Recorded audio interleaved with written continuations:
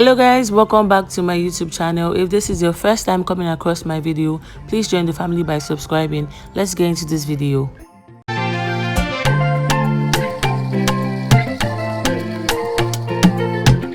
Today's recipe is a popular Yoruba Nigerian dish called Asaro. So it is basically mashed yam pottage. Let's get into it. I get my pot and ensure that it's clean.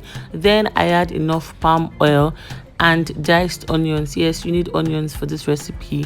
You can put a little bit if you don't really like onions, but you need onions for the recipe. Then I add tomato paste. You can use any brand. I just like this jollof paste because it has pepper and like some seasoning in it, so I really like this. Then I add my roughly blended pepper. You need it to be roughly blended. It does not have to be, it should not be smooth. Then I added my pomo. So this is cow skin. You can add your pomo later on if it's softer, but mine was hard and I wanted it to get soft, and also I wanted to infuse all the flavor in the food, so that's why I added it at this point. And then I added salt and some crayfish powder. Then I fried it for about a minute and then added water. So you need water as well to allow it to boil. After adding water, I covered up the pot and left it for about 5 minutes. After 5 minutes, I opened the pot and added my diced yam. Yes, yam here has to be diced. It's not the normal shape you would usually cut your yam if you want to eat yam at home. So this is diced yam. After adding the diced yam, I also added fresh fish. This is Titus fish. You can use any brand. There is no rule to this thing. Everybody and whatever they really want, right? So I added the Titus fish to it and I covered up the pot for about 15 minutes. After 15 minutes, my yam pottage, that's the asaro, it was done, and then I mashed it up a bit.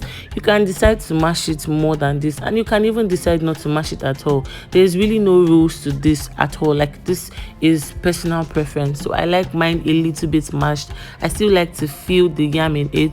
This is why I mashed it like this. So if you want to make yours, and if you want it to be smoother, if you check online different recipes, you see other ones that are smoother than this. So if you want yours to be smoother, like if you want the yam to be more mashed than this, you can do it. There's really no rules to these things.